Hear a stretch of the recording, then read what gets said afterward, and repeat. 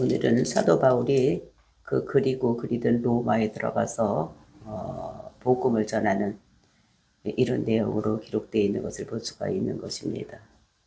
로마에 도달했을 때에 그 먼저 가서 있던 사람들이 소문을 듣고 두 팀으로 나누어서 정말로 아비오 광장까지 드러비도 3강까지 나와서 그를 영접하고 그와 같이 로마까지 들어가는 이런 모습을 보면서 하나님께서 사도 바울에게 복음을 전하려고 전력을 다하는 사도 바울을 위로하시는 하나님, 이거는 우리가 보았었습니다. 이제 드디어 그렇게 해서 로마 감옥에 이제 가서 이제 그렇지만 로마 경보에 갇히진 않고 다른 셋집에서 특별 대우를 받으면서 구류 상태로 있는 2년 동안에 어떤 일을 했는가가 오늘 본문에 쓰여져 있는 말씀입니다. 그러니 이제 그곳에서도 복음을 전하려고, 그가 복음을 전하려고 할 때 먼저는 유대인에게요, 다음은 헬라인에게라는 그 전도의 원칙을 고수하고 있는 이런 모습. 그래서 이제 거기에서 그 구류되어 있는 상태에서도 유대인들을 불러가지고, 그래서 그들에게 먼저 복음을 전하는 것이 아니라 자기가 왜 이렇게 구류 상태로 쇠사슬로 묶여 있는지 그 이유를 설명을 합니다. 내가 뭔가 엄청나게 유대인들한테 잘못해서 이렇게 된 것이 아니라 오해가 있었던 것이다. 이렇게 설명을 하고, 그랬을 때 그 사람들이 내가 너가 잘못된 것을 뭐 듣지도 못했고 네 마음이 어떤지 잘 모르지만 하여튼 네가 나한테 우리한테 얘기하고 싶은 것을 얘기해달라, 이렇게 얘기를 했을 때에 그들에게 복음을 전합니다. 그것이 뭘 전하냐, 이제 하나님 나라와 또 예수 그리스도에 대해서 지어낸 말이 아니라 선지자의 글을 통해서, 저 구약을 통해서 이제 이렇게 차근차근히 예수는 그리스도고 또 하나님 나라는 이런 것이다 라고 설명을 하는 이런 사도 바울의 모습을 볼 수가 있는 것입니다. 그랬을 때 그 사람들은, 그 와서 듣던 사람 중에 유대인들이 듣는 사람도 있었지만, 듣고 믿는 사람도 있지만 믿지 않는 사람들도 있었다.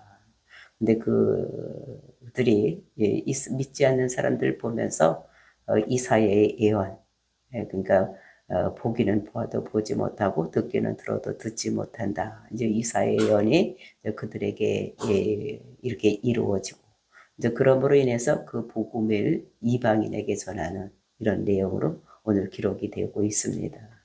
그래서 이제 그 복음은, 그러니까 듣는 귀가 있어야 되고 마음이 있어야 된다는 것을. 근데 이제 유대인들이 안 믿는 이유는 이방인에게 복음이 차고, 또 그렇게 찼을 때에 이제 마지막 유대인들이 돌아오면 이 세상 끝이라는 것을 이렇게 말씀하고 있는 것입니다. 이것을 보면서 우리도 사도 바울의 뒤를 이어서 우리가 하나님 나라와 그리고 예수는 그리스도라는 것을 사람들이 듣든지 아니 듣든지 믿든지 말든지 하여튼 우리가 전해야 될 것은 그것인 것을 우리가 알고, 저와 여러분이 누구를 만나든지 복음을 전하는 하나님 나라에 대해서, 예수 그리스도에 대해서 전하는 저와 여러분이 되시기를 예수님의 이름으로 축원을 드립니다. 16절 말씀 보시겠습니다. 우리가 로마에 들어가니 바울에게는 자기를 지키는 한 군인과 함께 따로 있게 허락하더라. 여기서 우리가 나는 누가와 또 그 일행들이 사도 바울을 따라가는 일행들이 있었던 거, 그 사람들이 이제 드디어 로마에 도착을 했었습니다. 그 로마에 도착했을 때 그 마중 나왔던 두 팀들이 있었는데, 거기에는 분명히 그 베베, 그러니까 로마서를 가지고 갔던 베베나 또는 아굴라와 그 부부가 같이 이제 나와서 이렇게 영접을 하고 같이 들어갔을 것이라. 그래서 그들에게 그 사도 바울의 큰 위로를 받고 큰 힘을 받는 하나님께서 그들을 통해서 너가 혼자 로마로 죄인의 모습으로 가는 것이 아니라 너를 이렇게 영접하는 사람들이 많이 있다. 복음을 전할 때 내가 너를 뒤에서 보살펴 준다라는 이런 마음을 이게 사도 바울이 느끼고 하나님께 감사하는 모습을 볼 수가 있었습니다. 그랬을 때 로마에 가서도 다른 죄수들은 감옥에 갇혔지만 이 사도 바울은 따로 이제 이렇게 우리 한 군인과 함께 따로 있게 했다 그랬는데, 여기서 그 한 군인은 시위대장, 이 사람과 한 사람을 붙여서 그 셋집에서, 그 새는 빌립보 그 교회에서 내어주고, 그래서 이제 따로 이게 한 사저, 그러니까 한 셋집을 얻어서 거기서 사도 바울이 기거하고 이제 이렇게 살고 있는 이런 모습, 그러니까 특별 대우를 로마에서도 받는 이런 모습을, 그러니까 배 안에서도 하나님께서 그에게 한 그 군인을 통해서, 백부장을 통해서 특별 대우를 해서 처음서부터 호성을 했던 것 같이 로마에 들어가서도 특별 대우를 받는 이런 모습을 볼 수가 있습니다. 이것이 하나님께서 복음을 전하는 자에게 하나님께서 위로하시는 이런 위로에, 또 내가 너와 함께 한다는 것을 보여주는 이런 모습을 볼 수가 있는 것입니다. 이제 그렇게 17절, 사울 후에 바울이 유대인 중 높은 사람을 청하여 그들이 모일 후에 이르되, 여러분 형제들아, 내가 이스라엘 백성이나 우리 조상의 관습을 배척한 일이 없는데 예루살렘에서 로마의 손에 죄수로 내어준 바 되었으니.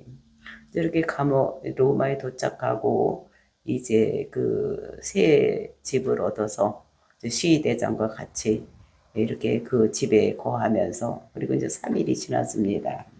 그런 다음에 이 사도 바울은 이제 나가서 복음을 전할 수 없는 죄수의 몸, 갇혀있는 몸이 되었기 때문에 이제 사람들을 부를 수는 있기 때문에 사람들을 불러 모으는 것입니다. 근데 그때 제일 먼저 부른 사람이 누구를 불렀느냐? 유대인 중에서 높은 사람을 불렀다라고 얘기를 합니다. 사도 바울의 전도 원칙이 어떤 것이었느냐? 회당이 있으면 회당에 들어가서, 그래서 이제 구약 성경을 배경으로 알고 있는 그 유대인들에게 복음을 전하는. 왜냐하면 이 사도 바울도 유대인이기 때문에 동족에 대한 그런 애틋한 사랑이 있었기 때문에 유대인들을 먼저 청하는.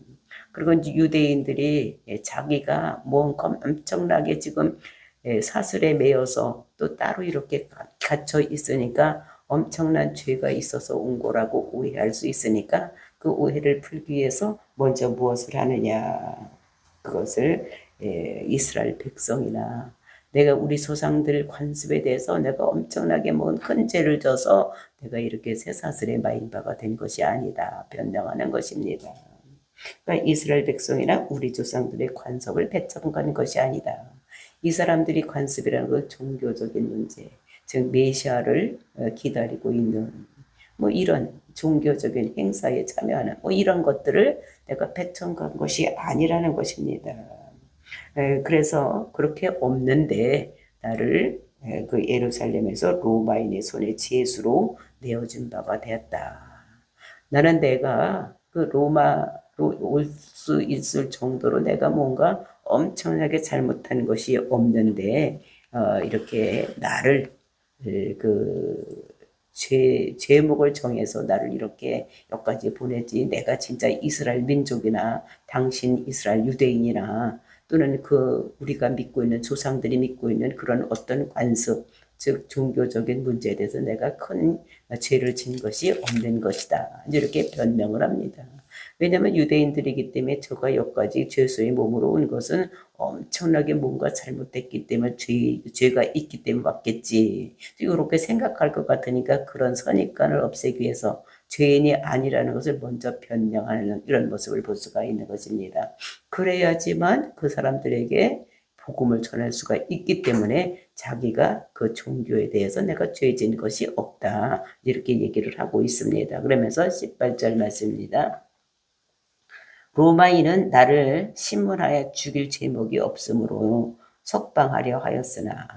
그러니까 로마인들은 이렇게 얘기를 하는 것입니다. 그러니까 거기서 그 천부장도 죄를 막 이렇게 죽이려고 해서 이렇게 그를 데려다가 신문을 해보니까 칠 제목이 없는 거예요. 그래서 풀어주려고 했었습니다. 그랬는데도 불구하고 그들을 죽이려고 하니까 그 죽이지 못하게 하기 위해서 죽이려고 40명이나 먹지도 않고 마시지도 않고 이렇게 하려고 하는 사람이 있기 때문에 그런 이제 그 가이사랴를 호송했던 이런 것들을 볼 수가 있어요.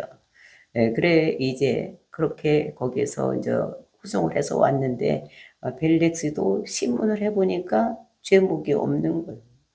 제목이 없고 베스도도 마찬가지고 아그리파 왕도 보니까 제목이 없는 거예요. 그러니까 로마인들이 나를 이렇게 풀어주려고 했었다. 제목이 없었기 때문에.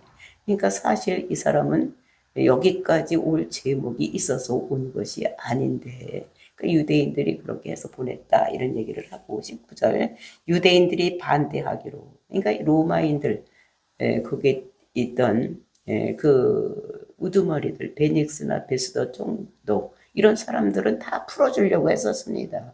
아그리파 왕까지도 풀어주려고 했는데 유대인들이 그 풀어주는 것을 반대를 했다는 것입니다. 반대하기로 19절 내가 마지못하여 가이사랴에게 상소함으로 내 민족을 고발하려는 것이 아니니라.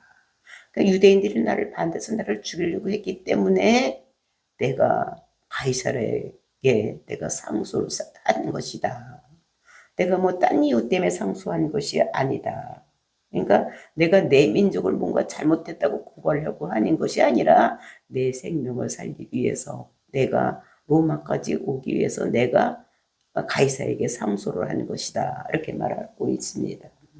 그랬을 때 이렇게 30절 이러므로 너희가 보고 함께 이야기하려고 청하였으니 내가 죄인이 아니고 내가 유대인에게 죄도 진 것도 아니고 내가 죄가 있어서 여기까지 온 것도 아니기 때문에 당신들을 청해서 내가 이야기를 하려고 한다.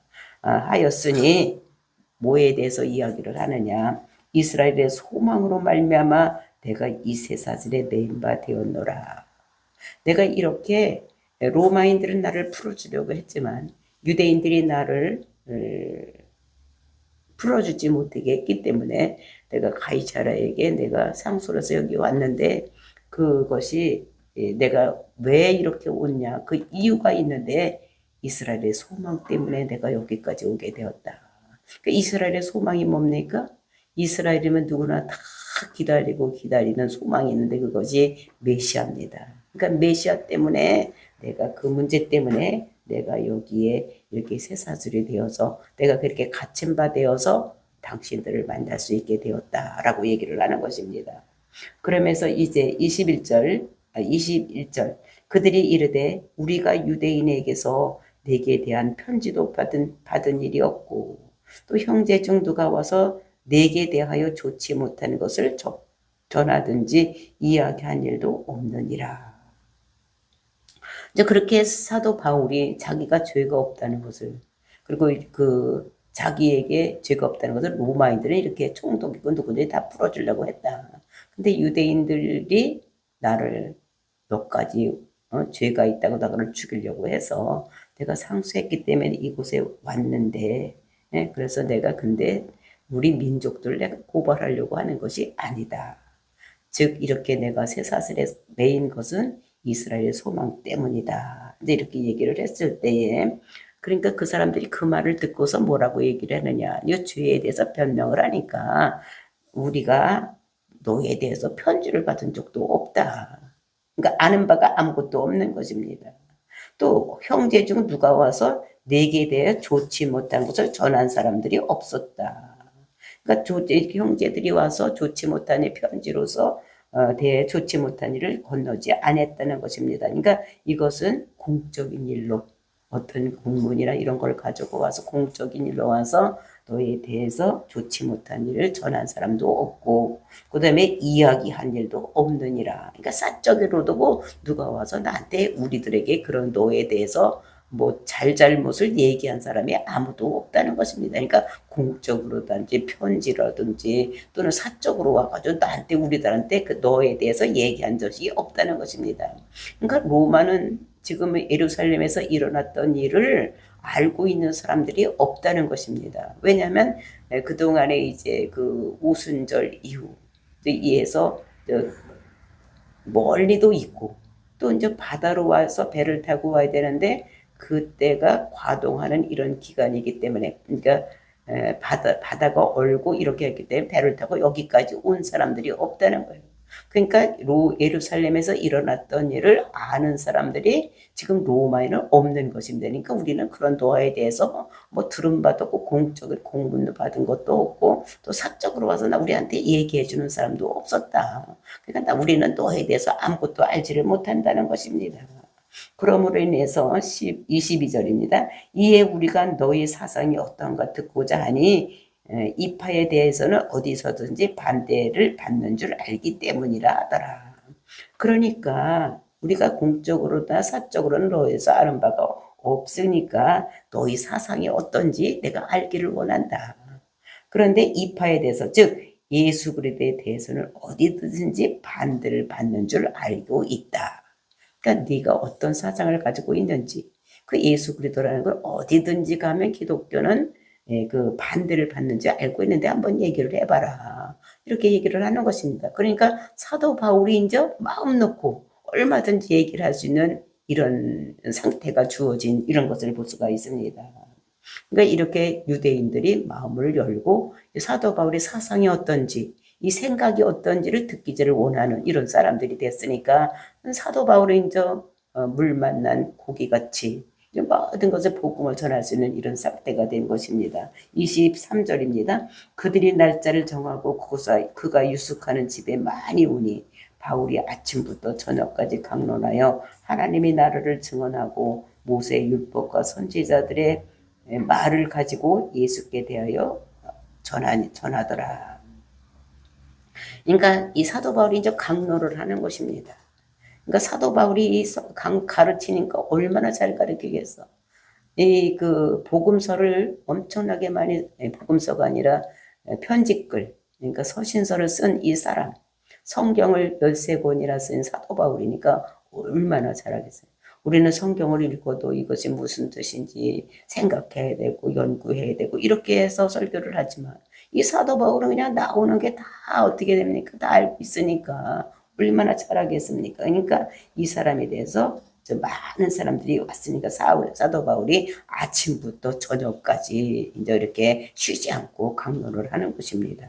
근데 그 아침부터 저녁까지 하는 것이 뭐에 대해서 하느냐?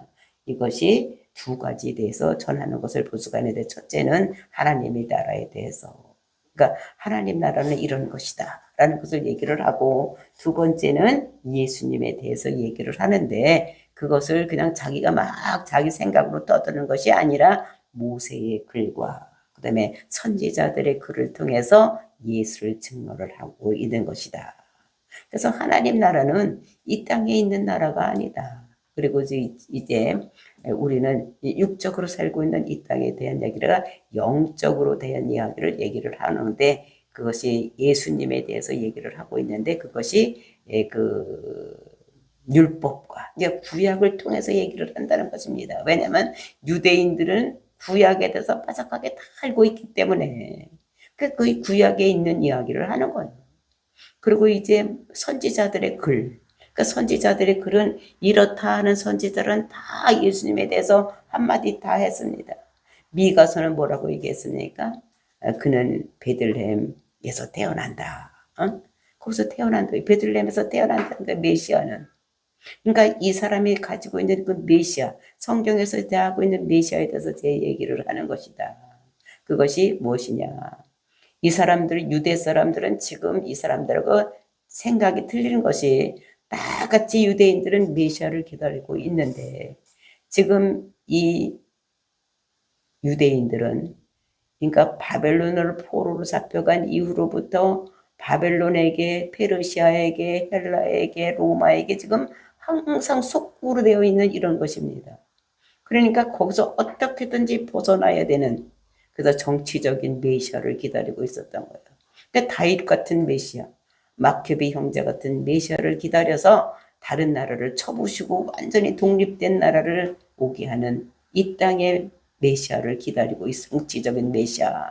근데 하나님 나라는 그것이 아니더라. 영적으로 이런 것을 얘기를 하면서 이제 율법에 대해서 또는 선지자 글을 가지고 이분이 메시아라는 것을 기다리는 메시아는 똑같이 나도 너도 너희들도 메시아를 기다리고 있는데 너희들은 정치적인 메시아를 기다리고 있고 내가 기다리는 메시아는 예수 그리스도인데 그가 우리를 영적으로 죄에서 구원해서 하나님 나라에 들어갈 수 있는 이런 사람이 메시아를 내가 전하고 있는 것이다.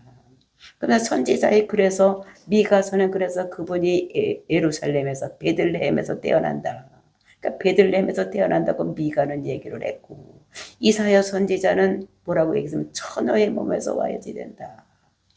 그 처녀의 몸에서 왔다가 우리를 위해서 우리 죄를 위해서 우리의 모든 병을 위해서 우리의 모든 질고를 지고 십자가를 죽어야 된다고. 근데 그는 겸손해서 스가랴 선지자를 보면은 그는 겸손해서 나귀를 타고 들어간다. 그리고 그 사람은 은 30에 팔린다. 그리고 그는 죄가 없기 때문에 시편 16편에 보면 죽었다가 살아난다. 그리고 하늘에 승천하는 이런 메시아. 이런 메시아를 그런 메시아를 그 선지자는 누구든지 다 한마디씩 하는데 그 선지자의 글을 다 인용을 하면서 너희들이 다 알고 있는 이런 사람 이 메시아가 그가 예수 그리스도다. 응? 예수가 베들레헴에서 태어나고 그 다음에 그가 나귀를 타고 입성을 해서 십자가를 못 박혀 죽고 그가 죄가 없어서 3일 만에 부활했고 뭐 이런 거를 다 이야기를 하는 것입니다. 그것이 아침서부터 저녁까지 그냥 그 구약을 들어서 다 얘기를 하는 거예요.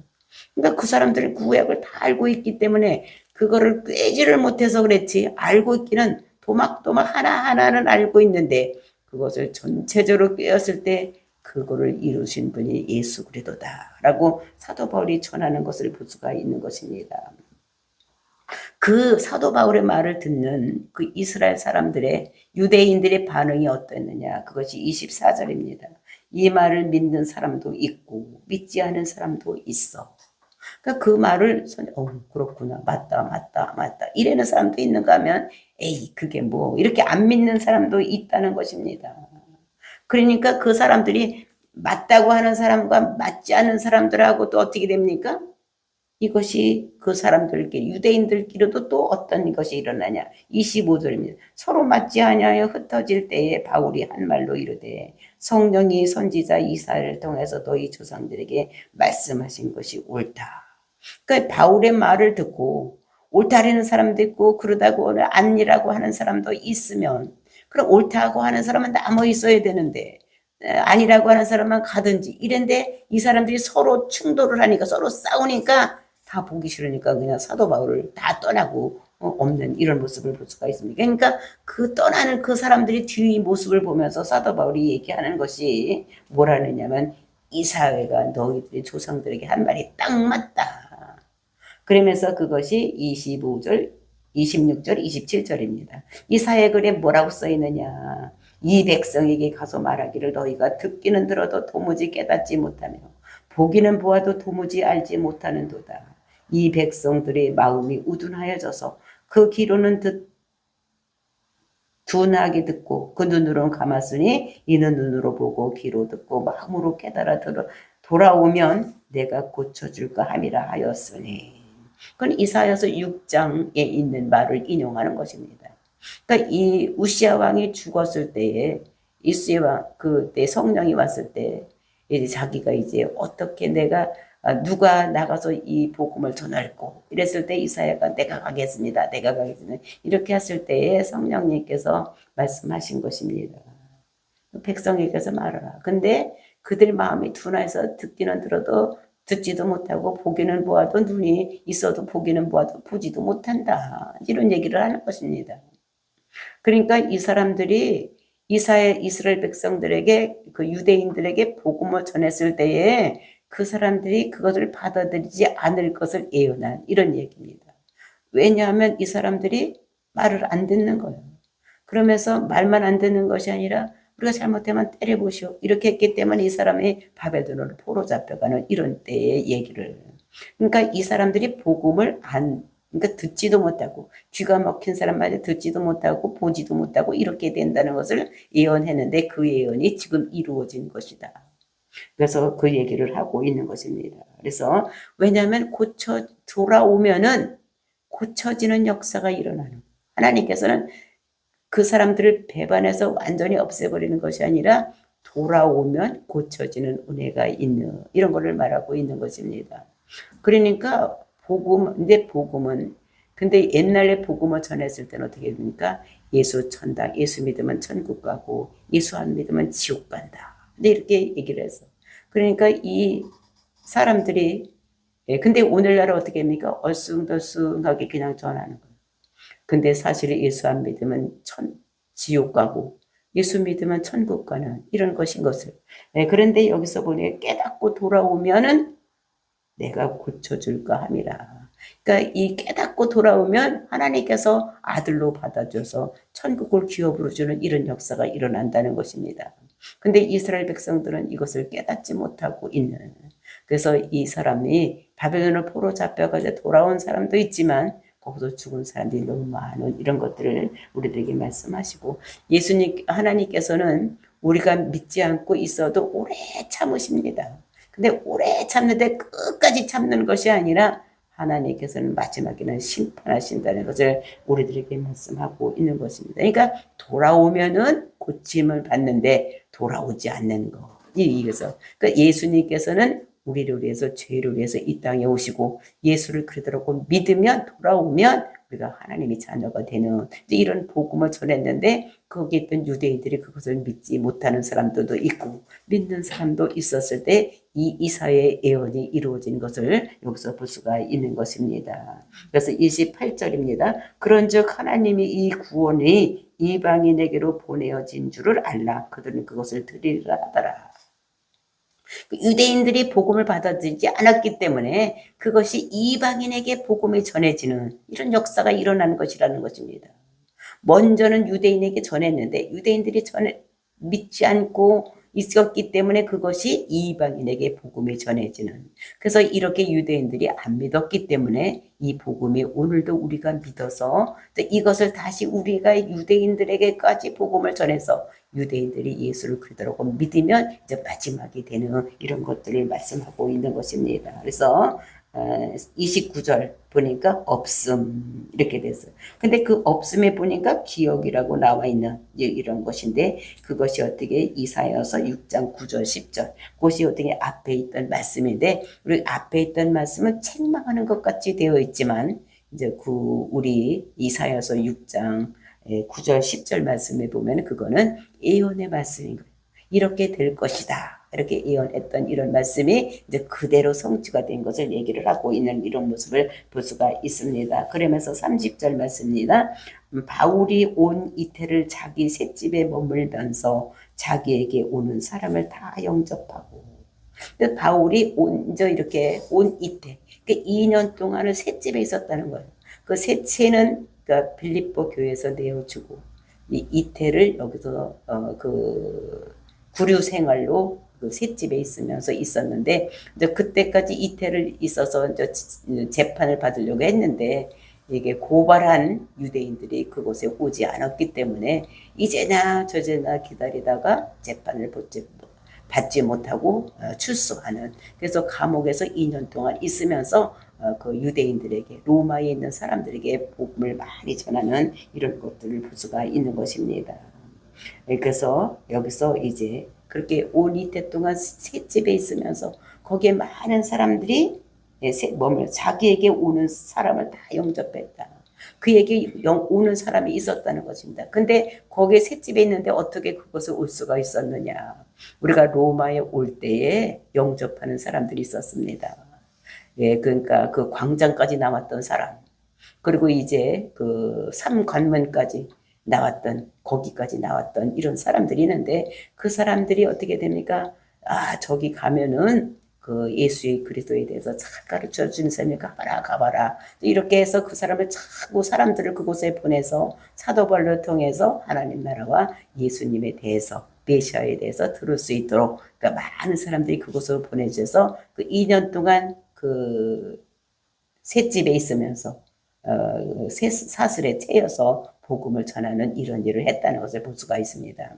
그래서 2년 후에 풀려나서 2년 동안 더 살면서 복음을 전하는, 그래서 로마에 가서 그러니까 자기가 로마서를 쓴 것 같이 많은 사람들에게 복음을 전하는 이런 역사가 있었다는 것을 우리들에게 말씀하고 있는 것입니다. 그래서 많은 사람들을 그리스도를 영접하게 하는 이런 것들. 그러면서 31절 하나님이 나를